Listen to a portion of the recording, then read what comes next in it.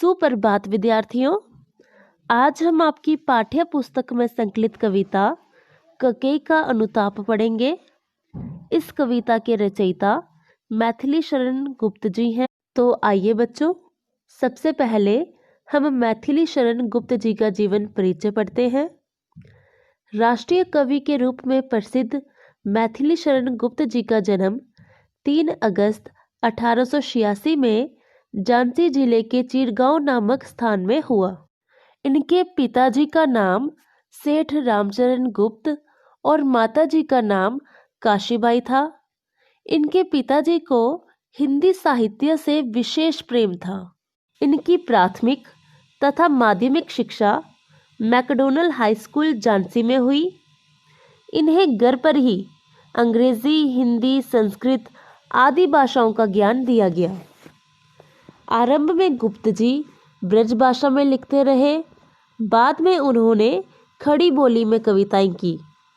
अलंकारों, छंदों तथा प्रबंध मुक्तक गीति शैली के प्रयोग से गुप्त जी ने कुशलता दिखलाई। इनकी भाषा में तत्सम शब्दों की बहुलता है। इनकी कृति भारत के स्वतंत्रता संग्राम के समय में काफ़ी प्रभावशाली सिद्ध हुई थी और इसी कारण महात्मा गांधी जी ने इन्हें राष्ट्र कवि की पदवी भी दी थी। रंग में भंग, यशोधरा, साकेत, पंचवटी आदि इनकी प्रमुख काव्य रचनाएं हैं। मैथिली शरण गुप्त जी 12 वर्षों तक राज्यसभा के सम्मानित सदस्य रहे और इस राष्ट्र तथा राष्ट्रीय भाषा की सेवा में योगदान देते रहे। राष्ट्रपति की ओर से इन्हें पद्म विभूषण की उपाधि से विभूषित किया गया। 12 दिसंबर 1964 को उनका निधन हो गया। मैथिली शरण गुप्त जी साहित्य जगत के एक प्रसिद्ध कवि थे। उनका हिंदी साहित्य में विशेष योगदान है। हिंदी साहित्य आज भी इनकी कमी को महसूस करता है।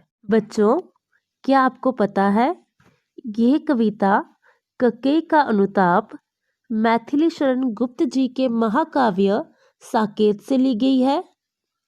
बच्चों, साकेत श्री राम जी की नगरी अयोध्या का दूसरा नाम है।